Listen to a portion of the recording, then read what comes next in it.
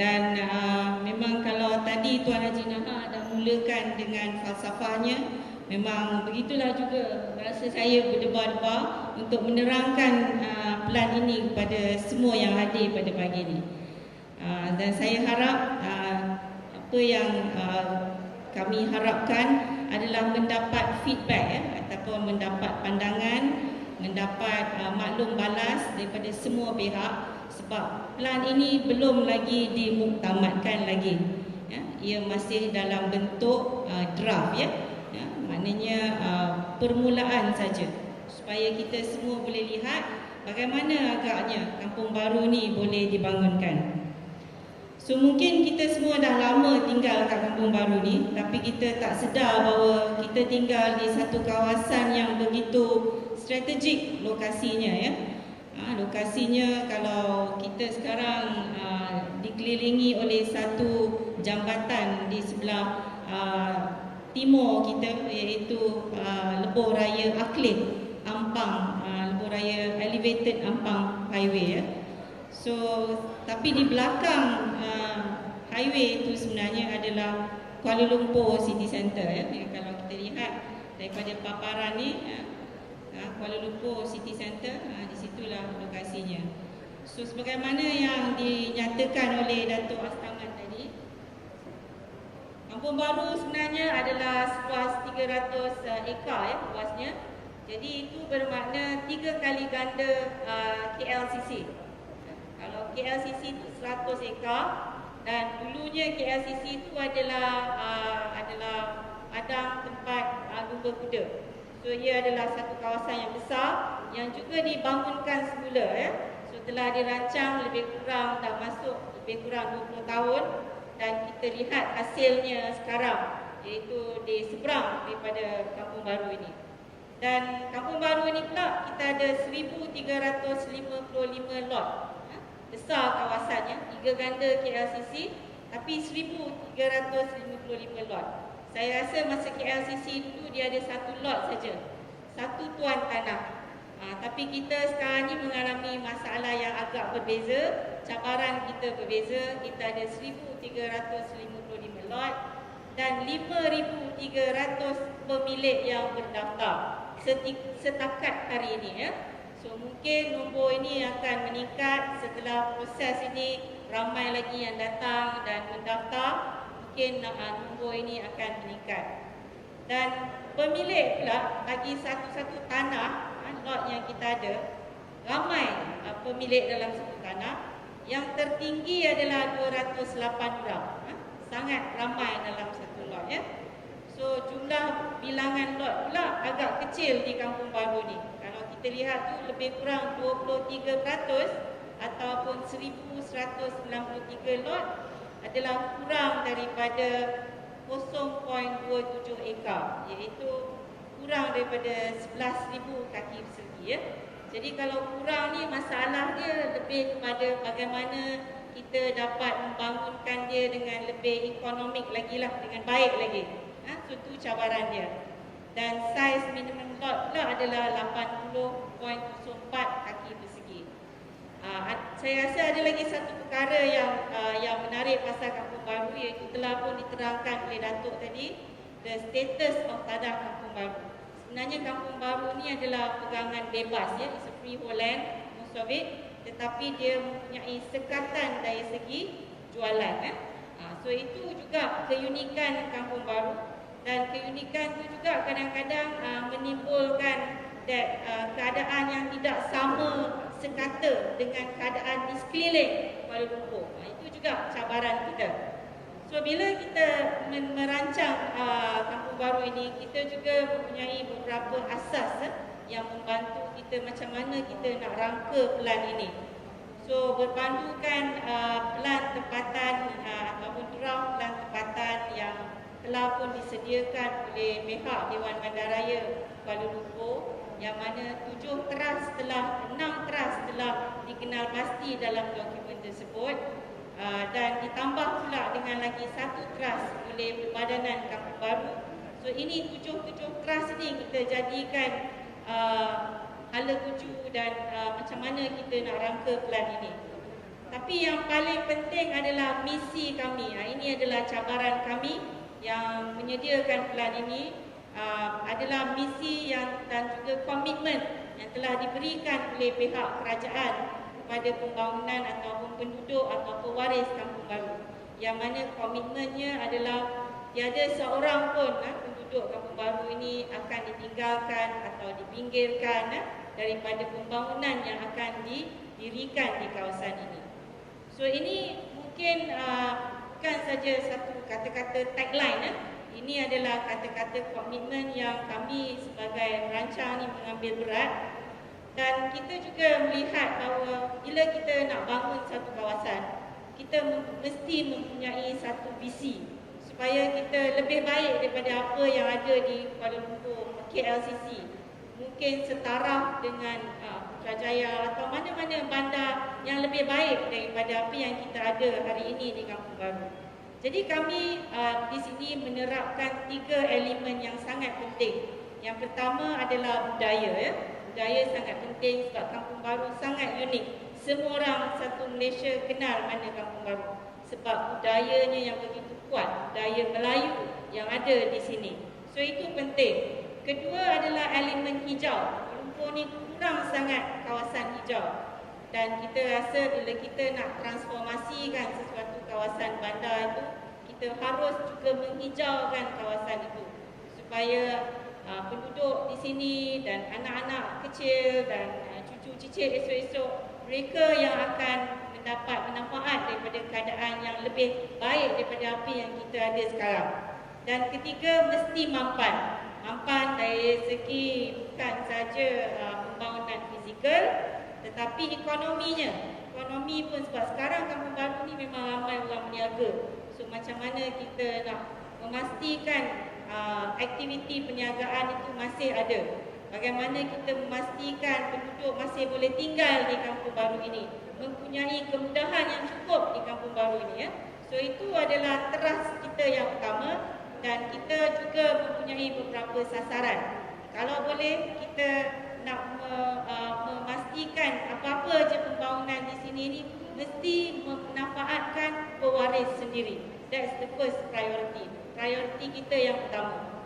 Kedua, kita nak jadikan contoh. Jadikan contoh supaya kalau kita berjaya di Kampung Baru, di kampung-kampung lain di Kuala Lumpur atau di mana pun negeri di Malaysia ini boleh mengikut jejak langkah kita So itu adalah kita punya sasaran yang kedua.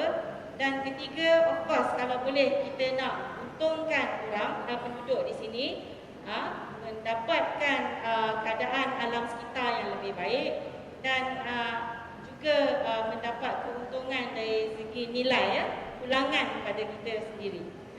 So ini adalah apa yang kita panggil transformasi lah. Transformasi ini mesti mampan. Mampan mesti manfaat orang-orang yang ada di sini. Jadi saya rasa tadi bila masuk semua dah berjalan, dah tengok semua paparan yang ada kat luar. Plan-plan yang tuan-tuan, datuk-datuk semua yang dah lihat tu sebenarnya dia mempunyai beberapa hasilnya. Yang pertama adalah penghasilan dari segi kependudukan. Kependudukan akan bertambah. Sekarang pada tahun 2010 ada lebih kurang 18,000 orang di Kampung Baru. Dan setelah dibangunkan Kampung Baru, dia akan menjadi 77,000 orang yang akan tinggal di Kampung Baru. Dan unit rumah juga akan bertambah, lebih kurang 17,500 unit rumah akan disediakan di Kampung Baru.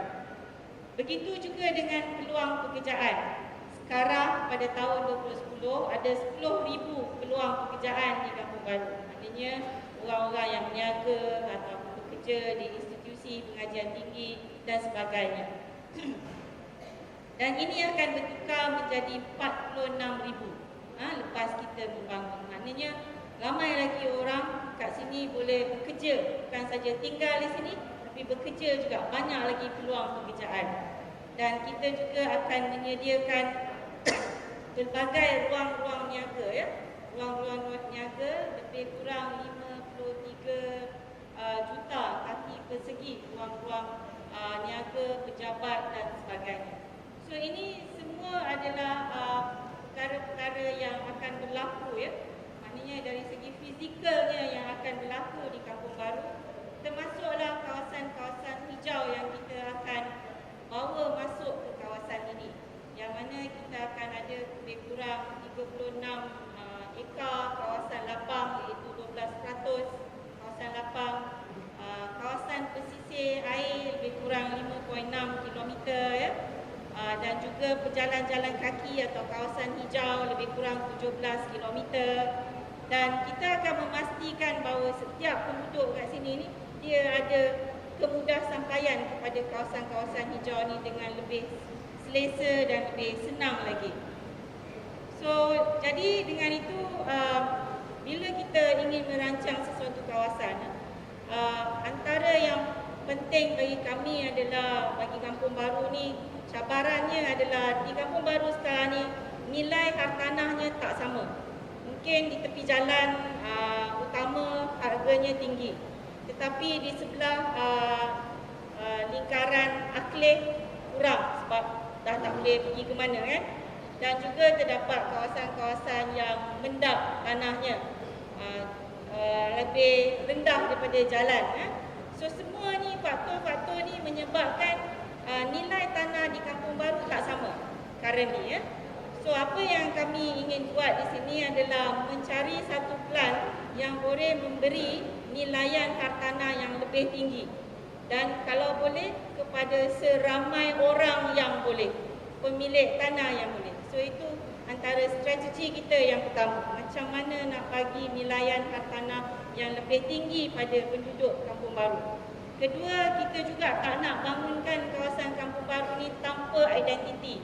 Kalau boleh kita nak ada satu identiti yang lain daripada mana-mana kawasan di Kuala Lumpur ni. Dan sekarang kita pun sudah terkenal dengan budaya Melayu kita.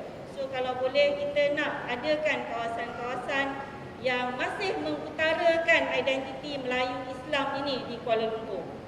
Dan ketiga, kita nak biar mudah sampai ke Kampung Baru ni.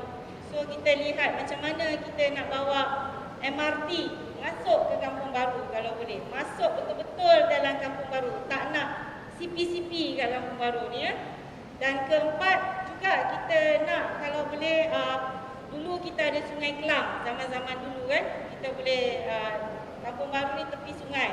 So kalau boleh sekarang kita nak adakan balik badan-badan air ni yang mana yang telah kita tak nampak dan tak boleh bantu kita dari segi menaikkan nilai pembangunan di sini.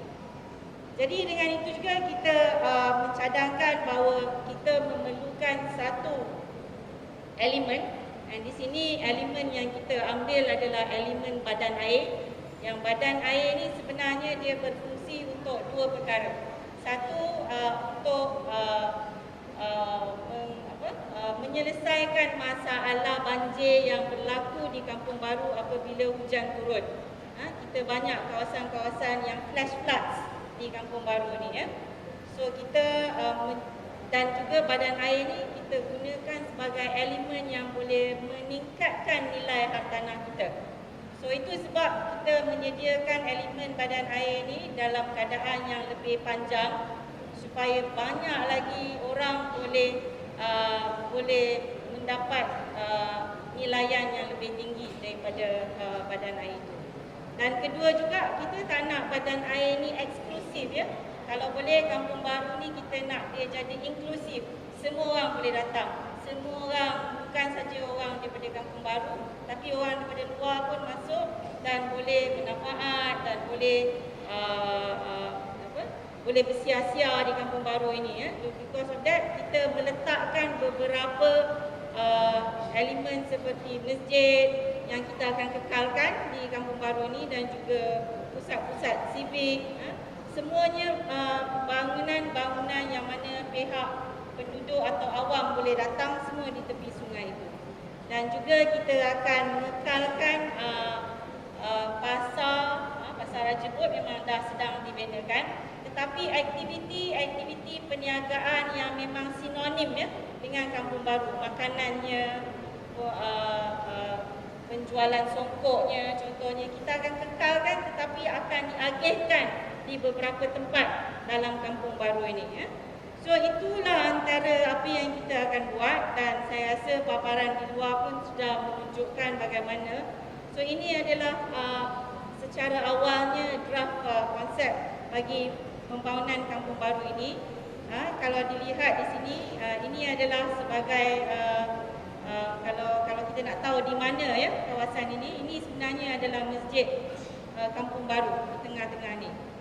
Ini pula adalah pasar Raja Bot ya. So ini sungai masjid ni yang akan dikekalkan, dan bukan saja dikekalkan, akan dibesarkan, dan daripada situlah kita di kawasan sini akan dibangunkan semula dengan pembangunan baru. Di kawasan Raja Bot ni kebanyakan struktur kawasan itu akan kita kekalkan sebagaimana sedia ada, dan juga kawasan-kawasan di atas ni akan dibangunkan juga melalui strategi-strategi yang saya akan terangkan tidak lama lagi. Kita juga akan mendapat laluan, kita akan menyediakan laluan akses daripada Akhlek untuk masuk ke kawasan kampung baru ini. Dan juga beberapa jalan akan kita sambung supaya kita boleh pergi ke Duke melalui Jalan Semarak, boleh pergi ke Jalan Tun Razak dengan lebih mudah lagi, boleh mendapat akses daripada Sultan Ismail. Dan kalau kita lihat di sini, yang penting adalah kawasan hijau yang akan kita masukkan kepada kawasan ini. Ini pula adalah corak guna tanah yang akan ditukar profil apa yang ada di kampung baru ni. Jadi kalau dulu kampung baru ni ataupun sekarang kampung baru ni memanglah ramai ataupun banyaknya guna tanah adalah perumahan. Setelah kita bangunkan, perumahan tu memang ada, tetapi dia dalam pelbagai bentuk. Ada yang kawasan perumahan tetap, ada juga dalam kawasan perumahan bercampur. Tetapi ada juga ruang-ruang niaga baru yang akan kita dirikan di sini. So guna tanah ini yang akan menukar nilaian hartanah di kampung baru ini setelah ia dibangunkan ya. So kalau sekarang 80% adalah rumah, profil itu akan bertukar sebaliknya. So ini adalah jadual kita, saya tak go into detail, dan ini adalah secara konsepnya bagaimana kawasan ini akan kita boleh lihat atau gambarkan dalam jangka masa yang panjang ya. So pembangunan kampung baru ni memang kita cuba juga mengambil jalan-jalan yang masih ada di kawasan kampung baru ini dan menyimpan nama-nama yang sangat orang biasa dengan jalan-jalan ini, dan beberapa kawasan atau bangunan yang sangat penting ya. So ini adalah kawasan masjid Jamek di kampung baru. Masjid akan dibesarkan dan kita akan menyediakan satu bangunan yang kita panggil bazar. Bazar ini bukan adalah ruang niaga yang kita akan tempatkan antaranya mana-mana peniaga yang buat jualan-jualan pelbagai yang masih ada yang tidak masuk dalam pasar Raja Bot mungkin, dan juga akan dibangunkan beberapa blok komersial dan juga perumahan di atasnya ya. So dia juga akan mengambil seni bina Melayu mungkin dan Islam, dan ini akan kita gabungkan sebagai kawasan utama bersama dengan Masjid Jamek yang sangat dikenali di kampung baru ini. So masjid memang ikon dan kita memang make sure that ini yang penting dikekalkan di sini, dan begitu juga dengan pembangunan baru yang kita akan buat di sini. Kita akan bangunkan, there will be new buildings, bangunan-bangunan baru. Transformasi ni memang harus kita buat sekiranya kita nak bangunkan sesuatu kawasan itu ya. Dan ini pula adalah pusat civic dan kebudayaan yang akan kita cadangkan juga di kawasan pesisir air, dan pusat convention yang juga akan kita adakan, dan motif-motif Melayu dan motif-motif Islam yang boleh diterapkan dalam bangunan secara tradisional atau modernnya atau abstraknya, itu masih boleh akan disediakan garis panduan selepas hasil daripada bengkel yang telah ataupun lab yang telah dijalankan oleh pihak perbadanan tempoh hari. Beberapa ciri-ciri unik di Kampung Baru ni juga kita akan kekalkan ya. Terdapat lebih kurang 11 rumah tradisi yang kita telah kenal pasti yang sangat unik dan masih mempunyai nilai-nilai rumah Melayu yang agak kuat dan telah pun dikenal pasti sebagai bangunan yang ingin kita simpan di kawasan ini. Keduanya adalah bangunan-bangunan yang bersejarah, termasuklah Kelab Sultan Sulaiman di mana bangunan tuan-tuan dan puan-puan berada sekarang. Begitu juga dengan Masjid Jamek, Masjid Pakistan, Kuil Gurdwara. Itu antara kawasan yang kita akan kekal. Nama-nama jalan juga kita akan kekal di sini. Dan juga kemudahan awam, sekolah-sekolah, semua tu kita akan kekalkan juga di kawasan ini. Tetapi kita akan naik taraf sekolah-sekolah ni ya. Sebab sekarang ni setengah-setengah sekolah tu tidak dalam keadaan yang begitu baik ya. So ini jalan-jalan dan bangunan-bangunan semua yang akan dikekalkan, termasuklah bangunan-bangunan yang baru yang telah pun naik sedang berada di tapak buat masa ini ya. So untuk kawasan rumah-rumah tradisional Melayu yang 11 yang saya nyatakan tadi, kita juga mempunyai 2 cadangan di sini. Cadangan pertama adalah dikekalkan di tapak dia yang sedia ada.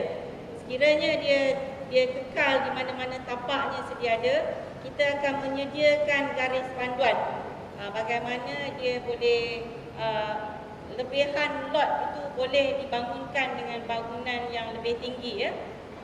Tetapi kita juga mempunyai cadangan satu lagi, iaitu sekiranya tuan-tuan pemilik rumah-rumah ini tidak bersetuju untuk mengekalkan rumah mereka, maka kita juga mencadangkan ia dialihkan ke suatu kawasan, iaitu mungkin di sini di kelab kawasan pesisir Kelab Sultan Sulaiman ini, dan kita akan jadikan kawasan ni sebagai Taman Sultan Sulaiman.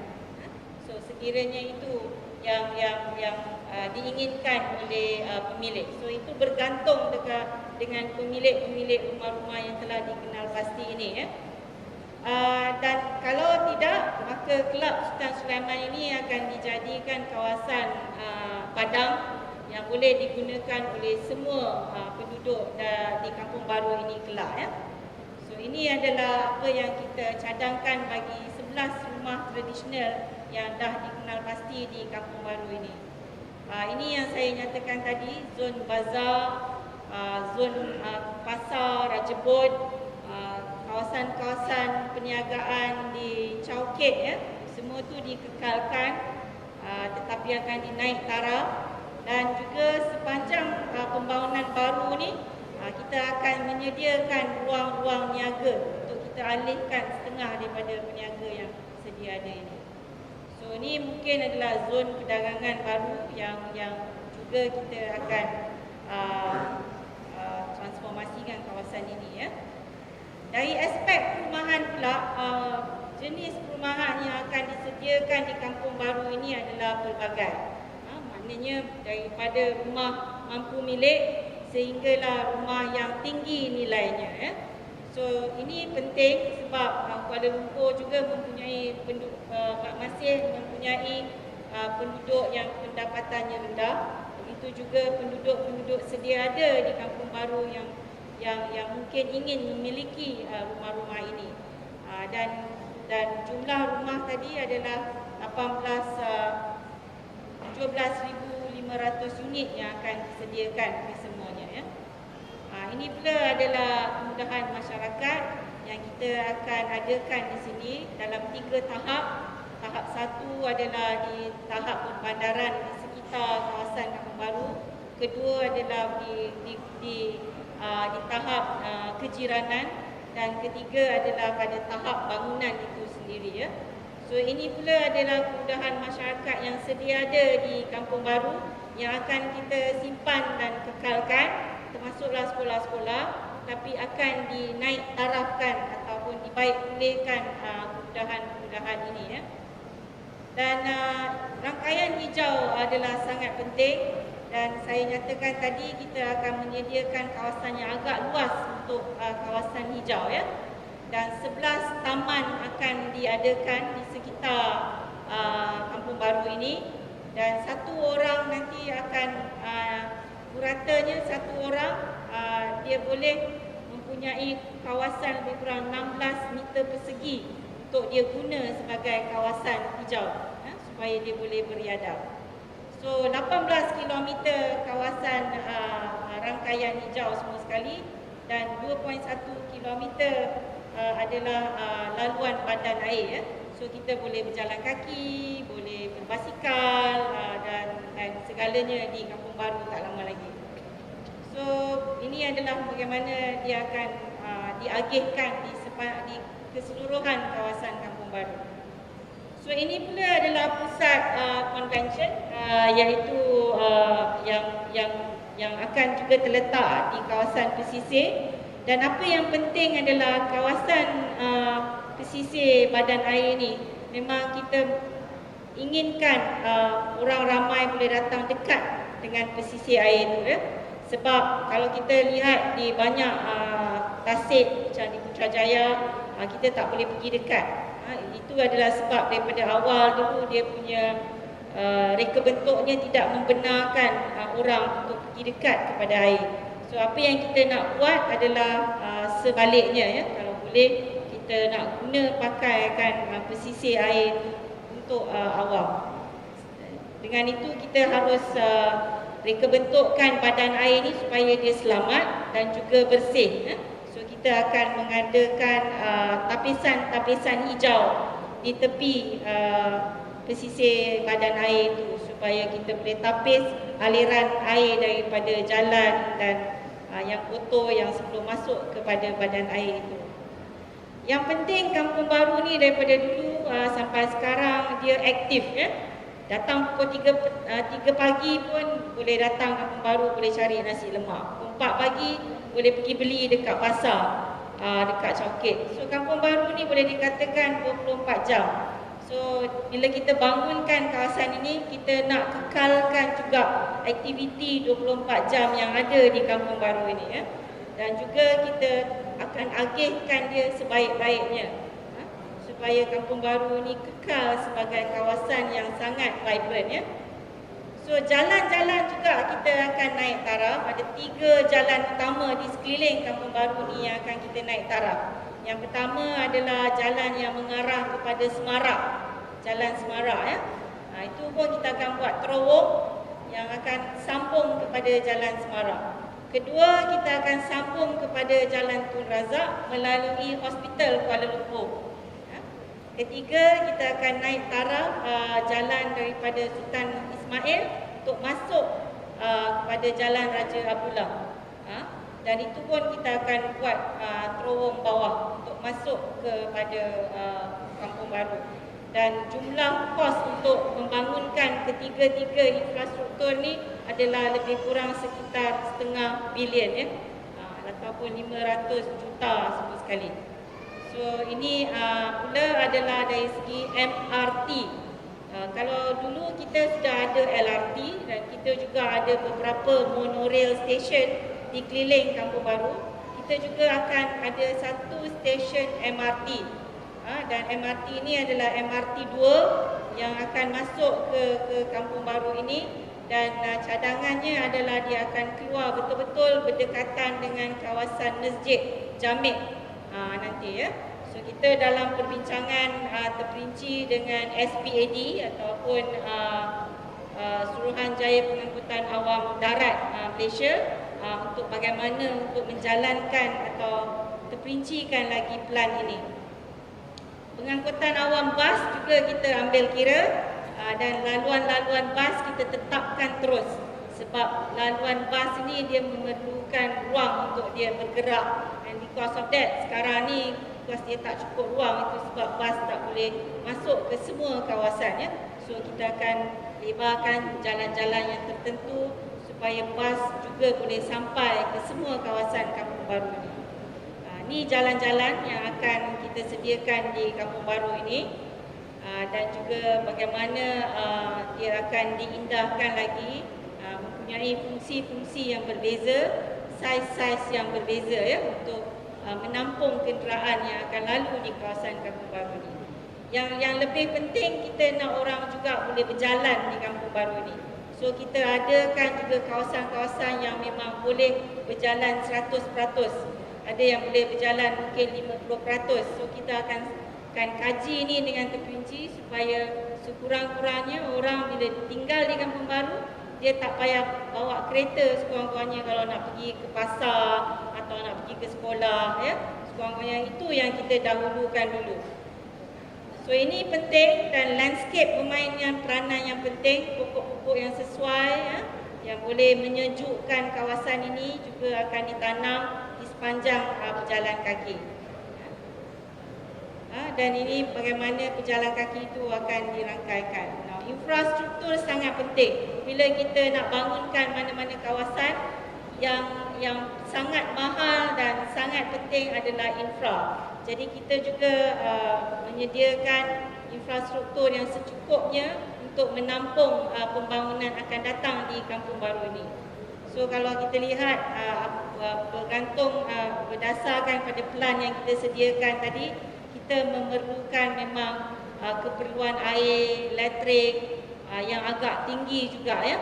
Dan dengan itu kita telah merancang mengikut saiz kapasiti yang diperlukan, dan kita telah menyediakan saiz-saiz dan agihan-agihan supaya dia boleh efisien ya untuk menyediakan infrastruktur ini.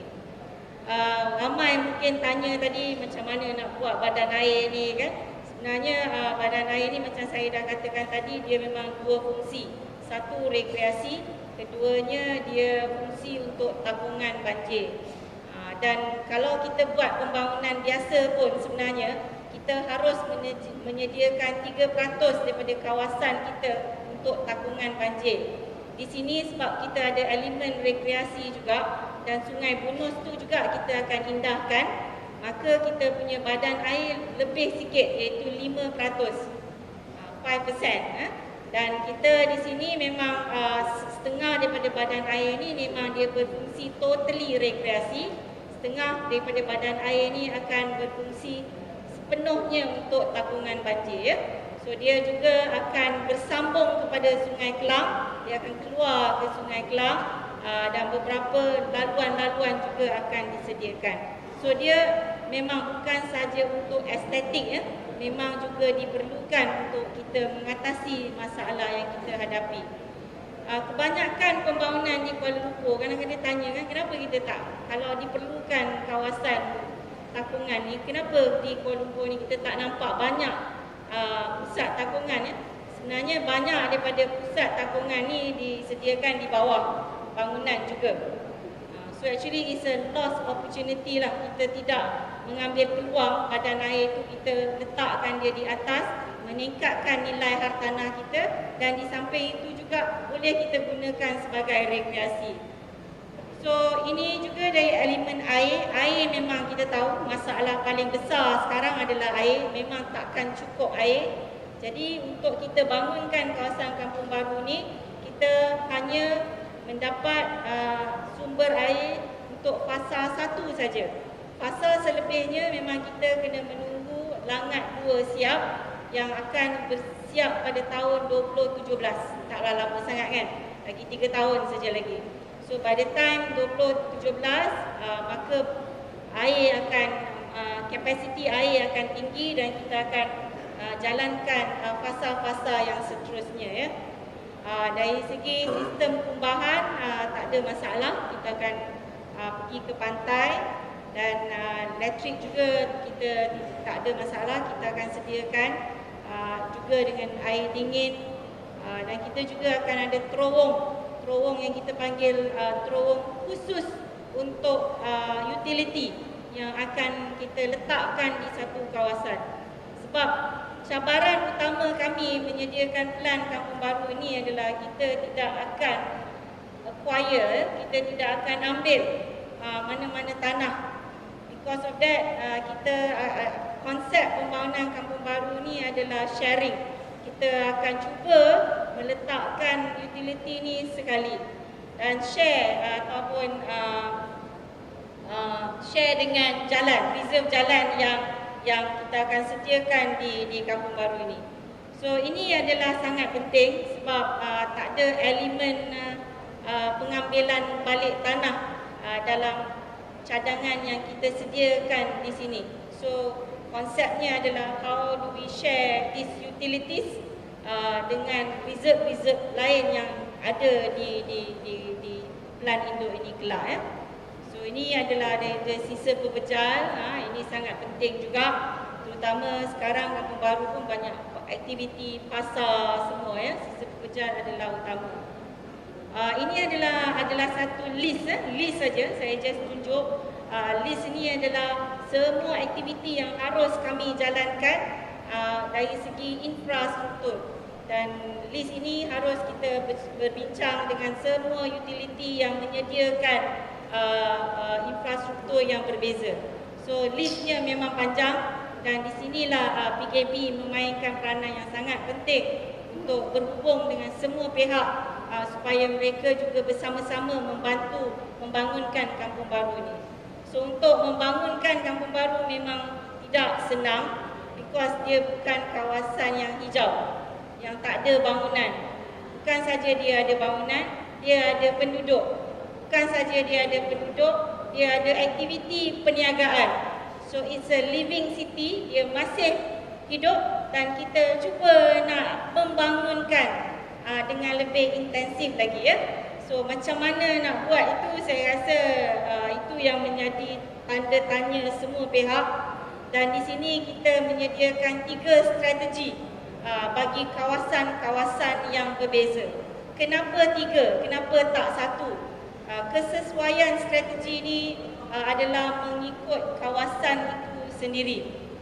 Kita lihat dan kita juga ada berinteraksi dengan penduduk tempatan dan mungkin bukan semua macam Tuan Haji Nahar kata, tapi segolongan besar yang telah kami jumpa dan ini mungkin adalah feedback yang kita dapat.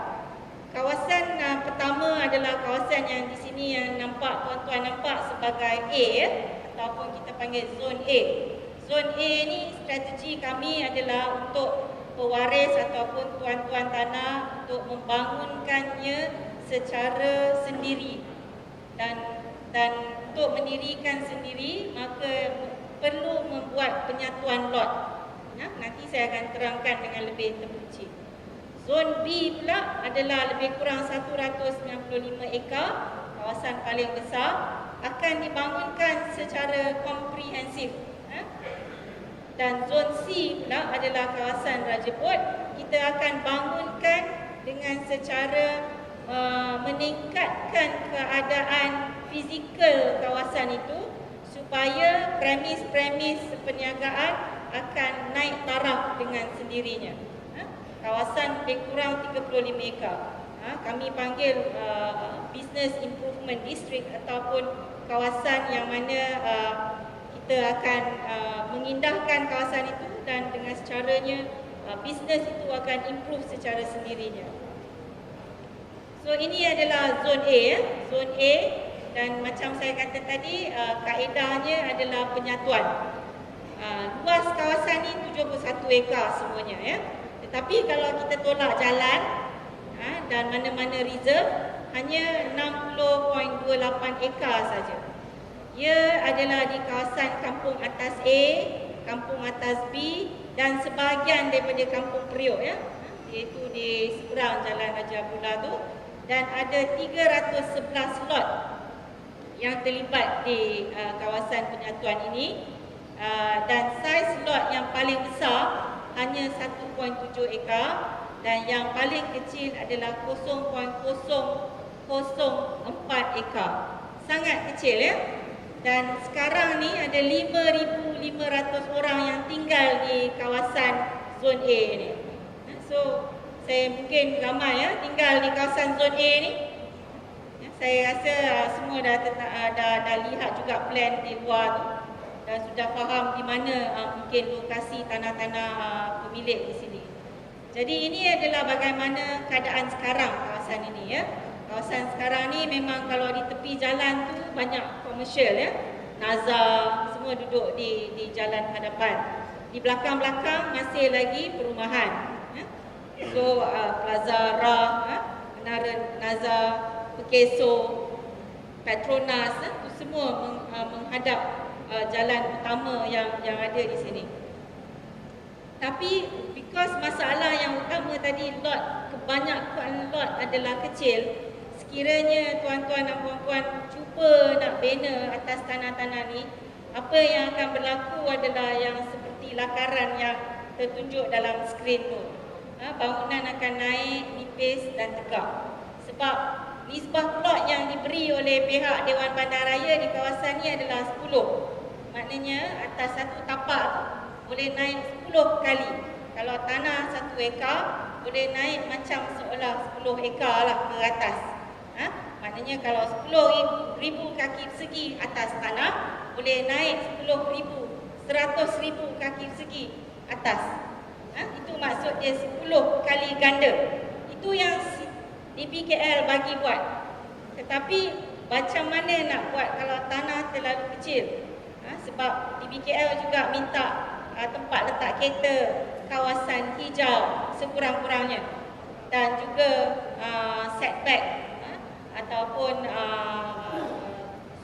setback line atau anjakan bangunan ke belakang ya. So lepas tolak-tolak tu semua harus memang macam apa yang saya lakarkan di situlah. Sangat susah. Tapi tuan-tuan mungkin tanya saya, tak kisahlah susah pun nak buat juga macam tu. Masalahnya adalah pulangan dia. Sebab apa yang kita nak adalah kalau boleh kita nak jual dengan sekurang-kurangnya harga tak tahu 500 satu kaki persegi. Kalau dah banner lah. Kalau dah banner ya 600, ataupun nak jadi macam Sky Residence 1000 satu kaki persegi. Kan? So dalam ingatan kita ataupun hasrat kita nak bangunan kita boleh dijual dengan harga yang tinggi. Tapi apabila bangunan itu terlalu kecil, maka bangunan itu tak boleh mengadakan cukup kemudahan untuk dia jual dengan nilai yang lebih tinggi. Kita di Kuala Lumpur ni kita ada grade, bangunan kita ada grade A, grade B, grade C. Sebenarnya macam kita lihat Keso tu pun bukan grade A ya. Sebenarnya mungkin Sky Residence tu grade A. So grade ni sebenarnya dia menentukan kemudahan yang boleh kita adakan dalam satu bangunan itu. So itu yang penting. Because of that, apa yang dicadangkan adalah cantuman lot harus dibuat. Cantuman lot harus dibuat sekurang-kurangnya 30,000 kaki persegi untuk kita adakan tanah yang lebih efisien. So bila kita juga membangun, kita juga harus menyediakan jalan yang lebih luas. Sebab kalau tidak, tak cukup pula untuk laluan kereta untuk pembangunan baru. Jadi apabila pihak tuan-tuan pemilik nak mendirikan, maka pada masa itu saja mereka harus menyerahkan sebahagian tanah mereka untuk pelebaran jalan. Kan kita tak acquire tau, tuan tanah sendiri akan serahkan. Tetapi penyerahan ni dia tidak efek you. Nanti saya akan tunjuk macam mana perkiraan dia. Dan ini pula adalah zon yang kita sediakan bagi kawasan 70 ekar tu. Apa yang boleh buat atas tanah tu. Jadi di sepanjang jalan utama kita akan sediakan kawasan-kawasan komersial, dan di petak ke belakang tu, iaitu petak second row dan third row tu, kita sediakan pembangunan bercampur perumahan dan juga komersial, dan juga ada juga lot-lot yang hanya perumahan ya. So apa yang akan berlaku di sini adalah macam saya kata tadi, nisbah plot adalah 10. Jadi tuan tanah boleh mengambil peluang untuk bangunkan 10 kali ganda daripada saiz tanah dia. So lagi besarlah bangunan. Lagi kecil tanah, lagi kecillah bangunan. So itu konsep dia. So because of that, apabila kita nak bangun, apa yang kita akan sediakan adalah garis panduan. Garis panduan bagaimana sebaik-baiknya cantuman itu boleh dibuat agar mendapat bangunan yang sangat cantik dan juga baik ya. So itu yang kita akan sediakan, just guideline saja. Dan tadi kalau kita serahkan tanah kita, sebahagian daripada tanah kita untuk pelebaran jalan, tuan-tuan dan puan-puan tak hilang GFA ataupun ruang lantai yang asal tadi. Sebab ruang lantai yang dapat 10 kali ganda tu kita kira daripada lot asal, lot sebelum serahkan jalan. Jadi kalau dulu 1.5 ekar tanah ataupun 3 ekar tanah, bila dah serah untuk pelebaran jalan tinggal 2.78 ekar, tapi kiraan ruang lantai masih atas 3 ekar. So, tapi macam juga Nazar semua tu dulu, mereka pun menyerahkan juga. Kalau kita tengok tu dia pun dah setback ya, dia dah anjak ke belakang. Jadi apabila di BKL melebarkan jalan, mudah untuk mereka mengambil tanah-tanah ini untuk lebarkan jalan, melalukan laluan elektrik dan parit dan sebagainya ya. So ini adalah macam mana kita akan kira bila kita buat, dan kita juga sedang menjalankan satu pilot project bagi 32 lot ya, yang terletak di kawasan tengah-tengah ini. Kita tengah kaji secara lebih terperinci lagi macam mana nak jalankan lot ini. Kita kaji dengan detail lah macam mana design dia, macam mana nak buat financing dia, nak dapat bank loan dan sebagainya. Tapi bagi yang armnya, kita akan sediakan garis panduan seperti mana yang saya tunjukkan inilah. So ini nanti masa focus group kita boleh bincang dengan lebih terperinci lagi ya. So saya just flash saja supaya bila ada peluang untuk nak bangunkan, sekurang-kurangnya pemilik dan pewaris boleh ada gambaran macam mana nak bangunkan lot ini. So we just give you the visual saja. Visual cadangan-cadangan macam mana nak buat. Antara yang kita fikirkan yang harus kita buat bila nak bangunkan kawasan zon A ni adalah, satu, tuan tanah sebenarnya dalam proses untuk dia cantum, maka yang sebaiknya adalah mereka boleh form atau mengadakan satu syarikat bersama. Bila ada syarikat bersama, maka semua pemilik transfer kepada syarikat itu dan menjadi pemilik bersama. Katalah 3 lot dicantumkan bersama. Maka kesemua pengguna dalam lot itu dia menjadi pemilik bersama apabila dia form satu syarikat. Dan kemudian PKB juga akan membantu mencari siapa pemaju yang akan datang, bank mana yang boleh bantu memberi finance, dan macam mana nak bangunkan tanah itu secara baiknya. So itu cadangan kami yang awal untuk zon A ni. Nah, untuk zon B, ini mungkin yang paling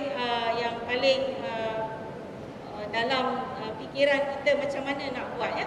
So kawasan ni paling besar, luasnya 195 ekar, dan kalau kita tolak sekolah, tolak Kelab Sultan Sulaiman, tolak masjid, tolak jalan, maka kawasan ni yang boleh dibangunkan hanyalah 148.44 ekar saja ya.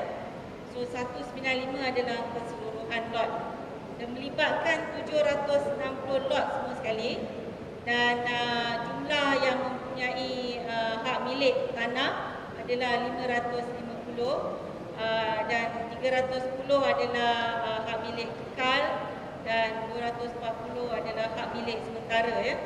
Saiz minimum lot di sini adalah 0.002 ekar, dan saiz maksimal lot adalah 0.85 ekar ya. So sangat kecil, lagi kecil daripada kampung atas A dengan kampung atas B tadi ya. Di sini ada lebih kurang 11,000 orang yang tinggal di kawasan ini, zon B ni ya. Ini adalah macam mana struktur guna tanah yang sedia ada di kampung di kawasan zon B. Memang kebanyakannya 40% adalah perumahan ya. So kawasan ni memang banyak masalah. antaranya banjir yang berlaku di kawasan ini dan juga beberapa lot yang tak ada jalan akses yang legal So kadang-kadang dia hanya minta laluan saja daripada tuan-tuan tanah daripada dulu lagi diberi laluan. Tapi bila kita nak membangun, antara syarat pertama bila kita nak bangun, walaupun nak bangun secara sendiri, adalah mesti ada laluan yang sah. Kalau tak ada laluan sah, tak boleh bangun lot. Kalau tuan-tuan nak bangun sendirilah. So banyak tanah kat sini, malangnya tidak ada lot laluan yang sah. Mungkin dulu-dulu diminta jalan saja. So mutual, maknanya kita sama-sama baik hati, kita allow orang tu untuk mengambil sedikit tanah kita untuk dilalui. So keduanya, kita lihat banyak sangat tanah yang tak ada nilai ekonominya, terutama yang menghadap Akhlih. Tak cukup. Kalau kita nak jual pun, dia punya nilai takkan sama dengan di sebelah Raja Abdullah atau di Raja Musa. Takkan sama harga dia because of the encumbrances yang ada pada tanah-tanah tersebut. So disebabkan itu, kita rasa bahawa kawasan zon B ini harus dibangunkan secara komprehensif. Maknanya kita buat semula kawasan ini dengan sebaiknya. So di sinilah di mana kita rancangkan padan air tadi. Di sinilah kita rancangkan MRT itu keluar tadi. Dan di sinilah juga kita akan sambung kepada Akhlih untuk jalan masuk daripada Akhlih. Jadi apa yang kita akan buat adalah kawasan ini akan menjadi kawasan yang antara unggul sekali dalam masa jangka yang panjang lah. So ini yang apa yang kita akan jalankan. Untuk fasa pertama, kita juga akan menyediakan rumah mampu milik dalam bentuk mixed income housing ataupun rumah pelbagai pendapatan yang mana akan disediakan di kawasan bersebelahan dengan kawasan Sultan Sulaiman ini, Kelab Sultan Sulaiman ini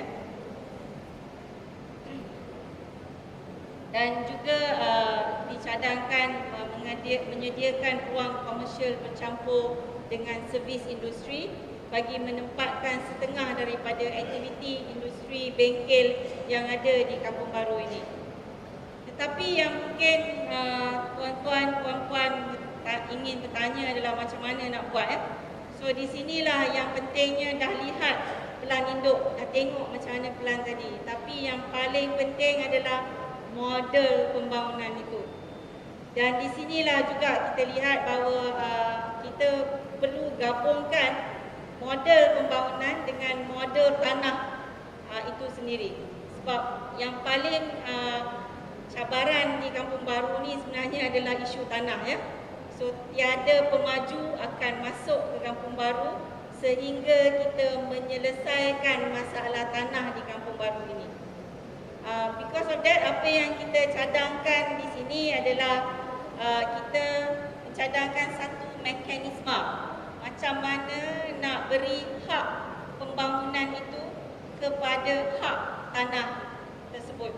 Maknanya sekiranya tuan ada tanah selebar 10,000 kaki persegi tadi, macam mana kita nak bagi hak 100,000 kaki persegi itu terus kepada tuan tanah itu.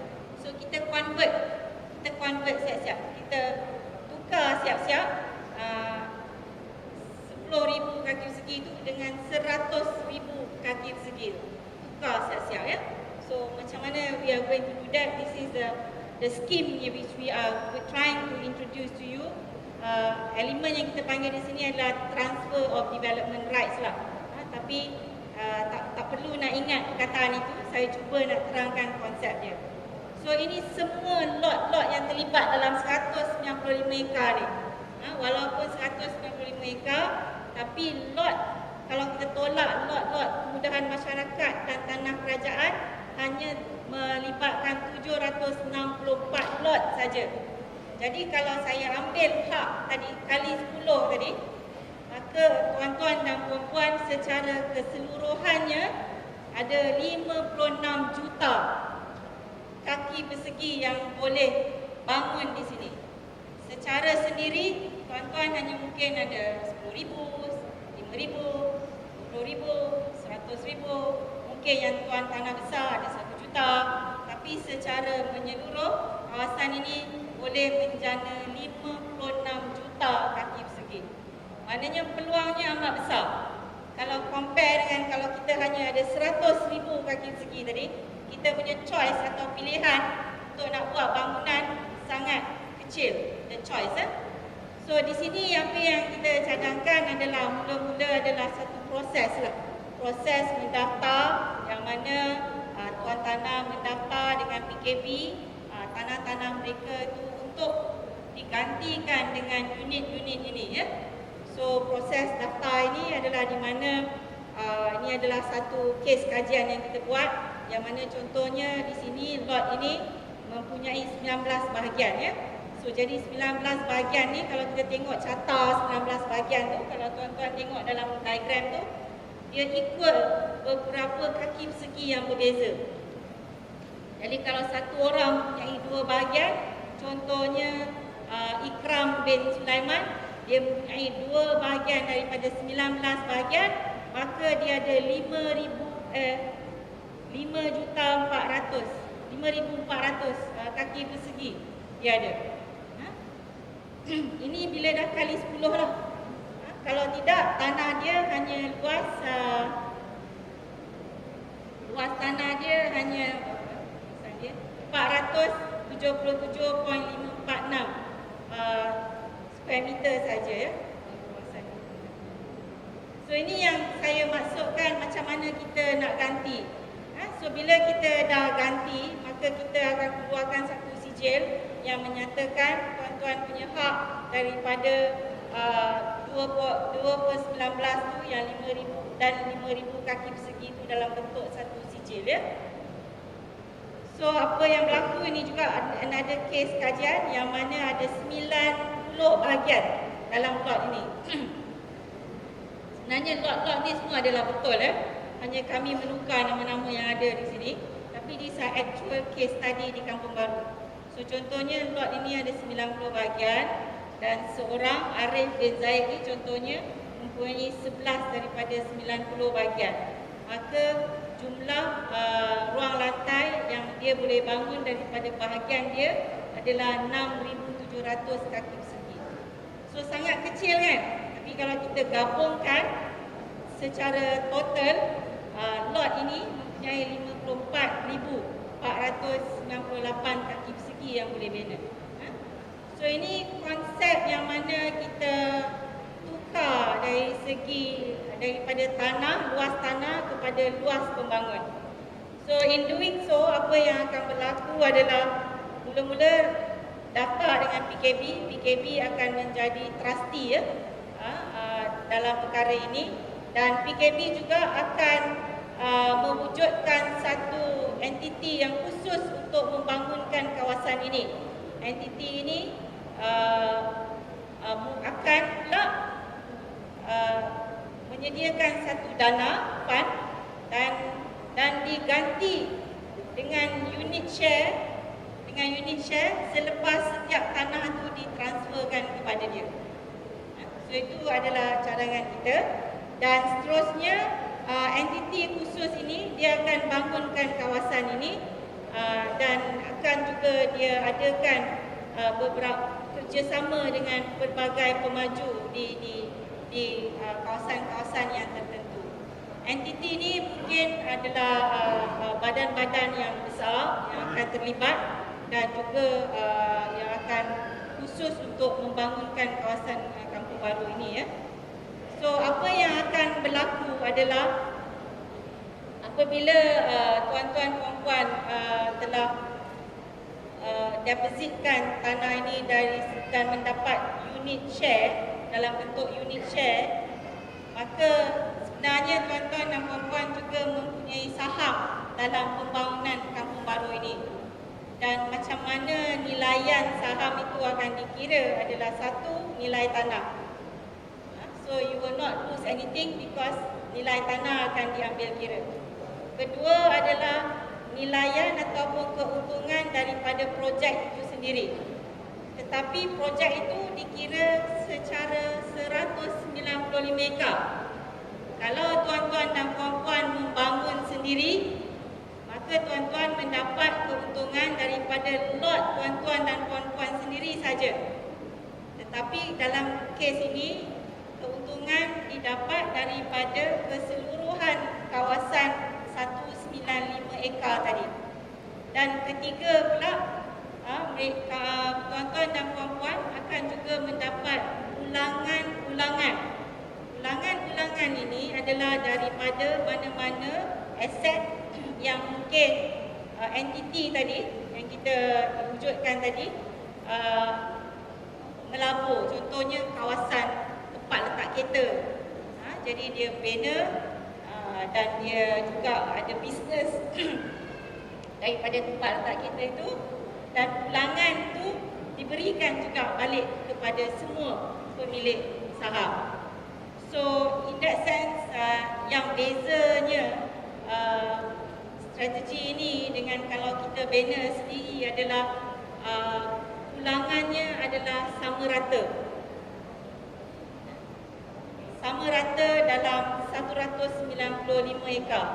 Bukan saja sama rata, tapi ulangannya adalah daripada kawasan yang lebih besar. Bukan daripada lot tuan-tuan dan puan-puan saja. Because dia punya multiplier ataupun ulangan berganda dia adalah daripada mungkin tuan-tuan dan puan-puan punya tanah sekarang ni adalah air, contohnya kan, air. Mungkin semua dah tertanya-tanya tadi, tanah saya ni dah duduk dalam air, macam mana ni? Tak ada apa-apa sebenarnya, sebab ulangannya masih dapat daripada hotel yang akan dibina, pejabat yang akan dibina, walaupun pejabat ataupun shopping mall tu tak berada dalam tuan-tuan punya tanah. Mungkin duduk di kawasan lebih kurang 700 meter daripada tuan-tuan punya tanah. It's okay. Ulangannya dapat daripada keseluruhan kawasan. So it doesn't matter, tidak menjadi masalah apa yang terjadi pada tanah tuan-tuan dan puan-puan dalam plan tersebut. So itu sebenarnya adalah konsep yang kita cuba nak bawa ke Kampung Baru ini, dan apa yang kami harap adalah mendapat pandangan dan maklum balas daripada semua pihak sama ada boleh bersetuju tak dengan mekanisme ini. Kami juga sekarang dalam proses mengkaji secara terperinci berapakah nilai-nilai yang kami dah tetapkan di sini. Tapi sekurang-kurangnya saya boleh nyatakan apa yang kami cuba buat di sini adalah nilai hartanah, nilai tanah dengan nilai satu unit share tadi kita akan samakan. Maknanya tiada loss there lah, tak ada, you will not lose anything at that point. So itu adalah apa yang kita akan buat bagi nilai TDR ini, dan sebagaimana yang saya nyatakan tadi, TDR ni juga dia macam seolah-olah modal berbayar lah, macam kita punya saham lah. Kita punya modal untuk kita sama-sama bangunkan. Dia punya konsep lebih kurang macam ASB. Macam saham ASB ya. Maknanya tuan-tuan dan puan-puan melabur dan mendapat ulangan. Tetapi syarikat yang tuan-tuan puan-puan labur tu dia pula melabur dalam aktiviti yang pelbagai.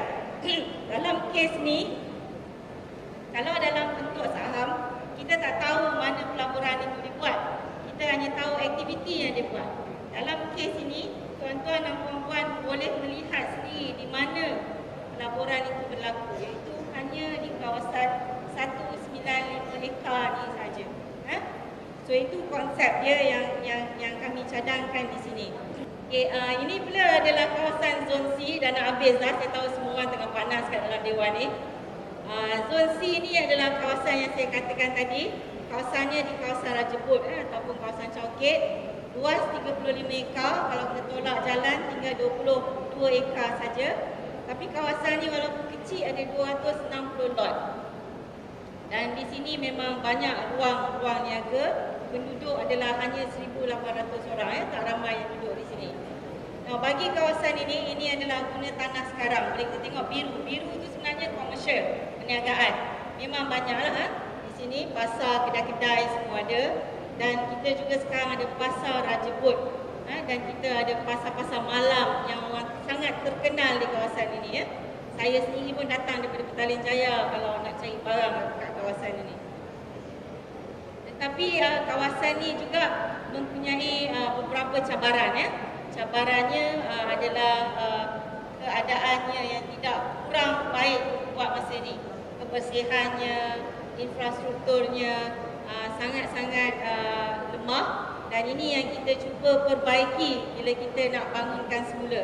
Sebab kena ingat kawasan Raja Bot ni dia pintu masuk Kampung Baru sebelah barat. Jadi kalau kita bangunkan yang cantik-cantik sebelah dalam, sebelah barat kita ni kita tak jaga, pintu masuk kita ni kita tak jaga, maka nilai tanah kita kat dalam ni pun akan kurang. So apa yang kita cadangkan di sini adalah kita akan naik taraf kawasan ini, mencadangkan ruang-ruang awam yang lebih berkualiti dan juga mewujudkan mempertingkatkan infrastruktur bandar di kawasan ini. So aktiviti ini akan dijalankan oleh pihak PKP bersama dengan Dewan Bandaraya Kuala Lumpur, dan dia akan berinteraksi dengan semua tuan-tuan premis yang ada berniaga di situ. Sebab yang mereka hanya akan mengindahkan kawasan luar saja. Premis owner yang akan meningkatkan bangunan mereka sendiri. Dan di sini Dewan Bandaraya juga bagi naik sampai nisbah 8. Jadi kalau sekarang rumah kedai itu hanya 4, dia boleh roboh dan buat balik dan boleh naik sampai 8. Okey. So itu adalah masih boleh dibangunkan di kawasan ini. So ruang-ruang tempat letak kereta juga akan kita sediakan, dan beberapa kawasan bangunan warisan juga akan kita kekal dan baik pulih. So ini adalah dari segi aspek ataupun pendekatan macam mana kita nak laksanakan program di zon C ini. Jadi saya kira kalau kita lihat di sini antara yang sangat mencabar adalah zon B. Yang kedua mencabar adalah zon A, dan ketiga pun cabaran juga sebenarnya, bukanlah senang, tapi juga sedikit mudah because ada ruang-ruang yang masih kita boleh naik tarafkan. So bila kita secara amnya, ini adalah bagaimana pembangunan akan dijalankan secara amnya, yang mana kita lihat zon A ni apa yang boleh buat di sini adalah pembangunan bercampur, nisbah dia 10.